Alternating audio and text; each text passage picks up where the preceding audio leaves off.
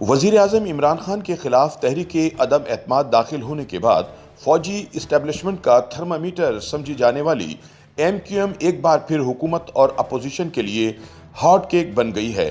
لہٰذا مبصرین کا کہنا ہے کہ تحریک عدم اعتماد پر مہاجر قیادت اپنا فیصلہ انہی کے اشارے پر کرے گی جو ہمیشہ سے اس کو چلاتے آئے ہیں۔ ماضی کی طرح اس مرتبہ بھی ایم کیو ایم کی قیادت حکومت اور اپوزیشن دونوں کو تعاون کی یقین دہانی تو کروا رہی ہے، لیکن دراصل آخری فیصلہ وہی کریں گے جو اس ملک کے اصل فیصلہ ساز ہیں۔ سیاسی تجزیہ کاروں کا کہنا ہے کہ ملک کی سیاست میں نیوٹرل اور غیر جانبدار ہونے کی دعوے دار اسٹیبلشمنٹ کے سیاسی جھکاؤ کا اندازہ ایم کیو ایم، ق لیگ اور بلوچستان عوامی پارٹی کی سیاسی فیصلہ سازی سے ہو جائے گا۔ خیال رہے کہ وزیر اعظم عمران خان کو تحریک عدم اعتماد کا سامنا ہے اور حکومت بچانے کے لیے اتحادیوں کی اہمیت کئی گنا بڑھ گئی ہے، لیکن حکومتی اتحادی جماعت ایم کیو ایم پاکستان سے تعلق رکھنے والے کئی وفاقی وزیر اور سینیٹر کوئی لگی لپٹی رکھے بغیر ماضی میں سیاسی اتحادیوں کا حصہ بننے اور پھر داغے مفارقت دینے کے حوالے سے پارٹی کے حیران کن فیصلوں کے بارے میں اب کھل کر بات کر رہے ہیں اور تسلیم کر رہے ہیں کہ وہ ماضی میں اہم سیاسی مواقع پر اسٹیبلشمنٹ کی لائن لے کر چلتے رہے۔ خیال رہے کہ حال ہی میں وزیر اعظم عمران خان کراچی کے علاقے بہادر آباد میں متحدہ قومی موومنٹ کے مرکز گئے اور پارٹی رہنماؤں سے ملے۔ اس ملاقات کے بعد وزیر اعظم ہاؤس سے جاری بیان میں کہا گیا کہ دونوں سائیڈز نے سیاسی صورتحال پر تبادلہ خیال کیا اور ایم کیو ایم کی طرف سے مکمل حمایت کی یقین دہانی کروائی گئی۔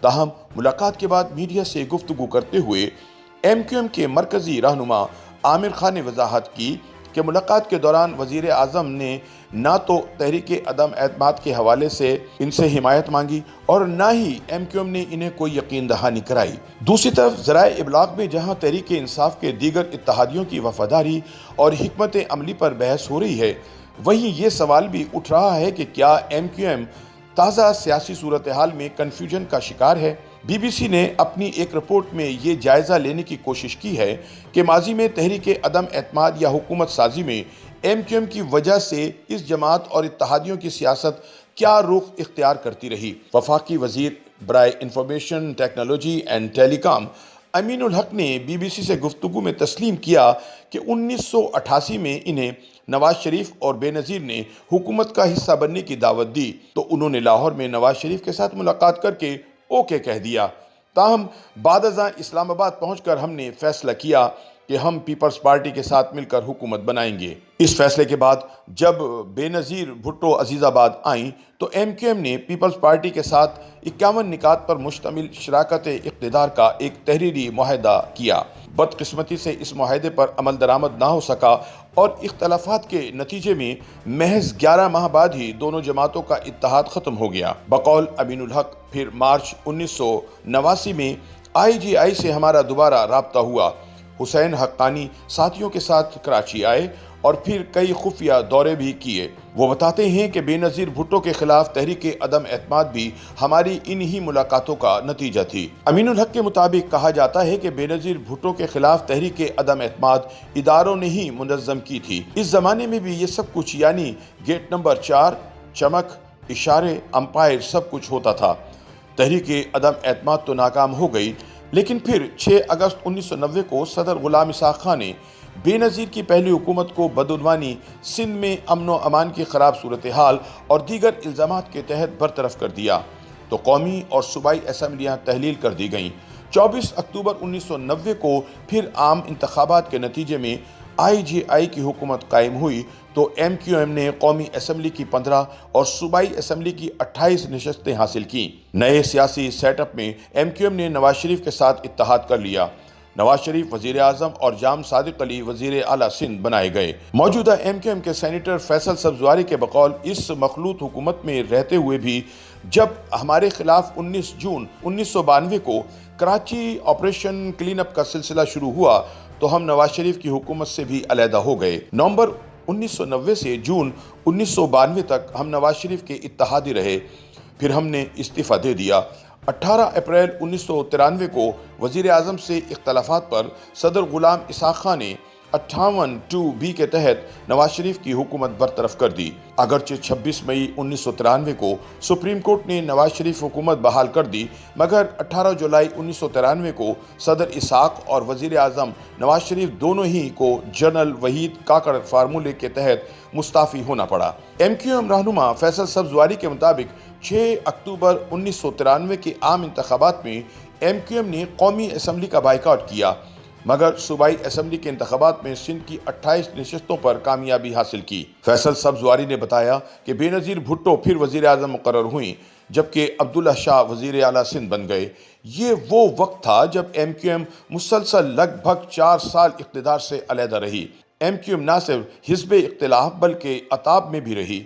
जेल से वैन भरकर आती थी अरकान सिंध असम्बली की। फारूक सत्तार, वसीम अख्तर, रज़ा हारून सब असम्बली इजलास में शिरकत के लिए जेल से लाए जाते थे। चूँकि इन दिनों अमन व अमान की सूरत हाल इंतहाई मखदूश थी, लिहाजा पीपल्स पार्टी के मुकर्रर करदा और बेनज़ीर के करीबी साथी सदर फारूक अहमद लगारी ने 5 नवंबर 1996 को बेनज़ीर भुट्टो की हुकूमत को लाकानूनियत और बदउनवानी के इल्ज़ामात में बरतरफ कर दिया। कौमी और सूबाई असम्बली भी तहलील कर दी गई। 3 फरवरी 1997 के आम इंतखाबात में नवाज शरीफ एक बार फिर वज़ीर आज़म मुंतखब हुए तो MQM एक बार फिर इत्तहादी बनकर नवाज शरीफ की हुकूमत में शामिल हो गई। लियाकत जतोई MQM की मदद से सिंध के वज़ीर आला मुकर्रर हुए। 17 अक्टूबर 1998 को हदफ बनाकर किए जाने वाले हमले में सिंध के साबिक गवर्नर हकीम मोहम्मद सईद को कत्ल कर दिया गया। फैसल सब्जवारी कहते हैं कि वज़ीर आज़म नवाज शरीफ ने अपनी ही इत्तहादी जमात यानी MQM के खिलाफ प्रेस कॉन्फ्रेंस करके हकीम सईद कत्ल का इल्ज़ाम MQM पर ही आयद कर दिया, तो MQM एक बार फिर हुकूमत से अलहदा हो गई। लेकिन 12 अक्टूबर 1999 को बिला आखिर इस वक्त के army chief general Parvez Musharraf ने नवाज शरीफ का तख्ता उलटकर इक़्तिदार पर कब्जा कर लिया। 10 अक्टूबर 2002 में फिर से इंतखाबात हुए और MQM ने कौमी असम्बली की 19 और सूबाई असम्बली की 51 नशस्तों पर कामयाबी हासिल की। मीर ज़फ़रुल्लाह खान जमाली वज़ीर आज़म मुकर्रर हुए और सूबे में अली मोहम्मद महर और फिर अरबाब गुलाम रहीम वज़ीर आला बने। फैसल सब्जवारी के मुताबिक MQM वफाक और सूबे में एक बार फिर हुकूमत में शरीक हुई और दिसंबर 2007 तक इस इक़्तिदार में शरीक रही। 18 फरवरी 2008 के इंतखाबात में MQM ने कौमी असम्बली की कुल 25 और सूबाई असम्बली की कुल 42 नशस्तें हासिल की। मरकज़ में पीपल्स पार्टी ने हुकूमत बनाई। यूसुफ रज़ा गिलानी वज़ीर आज़म बने, मगर सियासत ने ऐसी करवट ली कि इस बार मुस्लिम लीग नवाज भी उनकी शरीक इक़्तिदार रही। इस अक्सरियती इत्तेहाद को कौमी असम्बली में मदद और हिमायत की ज़रूरत नहीं थी।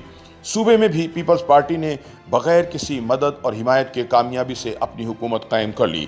फैसल सब्जवारी का कहना है कि MQM ने फिर भी वफाक और मरकज़ की हुकूमतों में शिरकत इख्तियार कर ली। बाज़ तज्ज़ियाकारों के मुताबिक तब तक MQM ने इक़्तिदार का मज़ा चख लिया और मुश्किल था कि अब MQM बिना इक़्तिदार सियासी मैदान में रहे, क्योंकि वक्त के साथ साथ MQM की हैयत और साख्त भी तब्दील होती जा रही थी। सेनेटर फैसल सब्जवारी ने भी खंदा पेशानी से तस्लीम किया कि यही वो दौर था जब MQM की शबी ऐसी बन गई कि वो इक़्तिदार के बग़ैर ना चल सकने वाली जमात बनकर रह गई थी। वजह शायद ये थी कि ये वो दौर था जो सोशल मीडिया की नज़रों के सामने था। जरदारी साहब की हुकूमत का वो दौर हमारे लिए भी कोई बहुत बाइसे फ़ख्र नहीं था, बल्कि बतौर सियासी कारकुन हमारे लिए भी बार बार हुकूमत में आना जाना शर्मिंदगी का बाइस था। ऐसे में सिर्फ 3 मरतबा ही हुकूमत से निकलने के वो मौक़े आए जिनको संजीदगी से निकलना कहेंगे। 11 मई 2013 में इंतखाबात में MQM ने कौमी असम्बली की 25 और सिंध असम्बली की 51 नशस्तें हासिल की। सेनेटर फैसल सब्जवारी ने कहा कि फातेह पीपल्स पार्टी ने फिर हमें दावत दी कि हम सूबाई हुकूमत में शामिल हो जाएं, मगर MQM की सफ़ों में हुकूमत में शमूलियत पर बहुत ज़्यादा नाराज़गी थी, तो MQM ने कारकुनों का रेफरेंडम मुनक्किद करवाया कि हमें हुकूमत में जाना चाहिए या नहीं। कारकुनों की बड़ी तादाद की राय ये थी कि हमें हुकूमत में नहीं जाना चाहिए, तो हम नहीं गए। लेकिन मई 2014 में अचानक फिर हम पीपल्स पार्टी के साथ मखलूत हुकूमत में चले गए, लेकिन तवक्को के ऐन मुताबिक महज 4.5 माह ही में हम इस हुकूमत से भी निकल आए। फैसल सब्जवारी तस्लीम करते हैं कि 2002 से तो मैं देख रहा हूँ کہ حکومت میں جانے یا نہ جانے کے فیصلے اوپر سے ہی ہوتے تھے، بلکہ 2002 میں بڑا لطیفہ تو یہ ہوا کہ ڈاکٹر فاروق ستار نے 9/0 پر پریس کانفرنس کرتے ہوئے اندیا دیا کہ ایم کیو ایم وزیر اعظم کے عہدے کے لیے پیپلز پارٹی یعنی پیٹریوٹ کے امیدوار امین فہیم کی حمایت کرے گی، لیکن 2 دن بعد ہی ایم کیو ایم نے میر ظفر اللہ خان جمالی کی حمایت کا اعلان کر دیا۔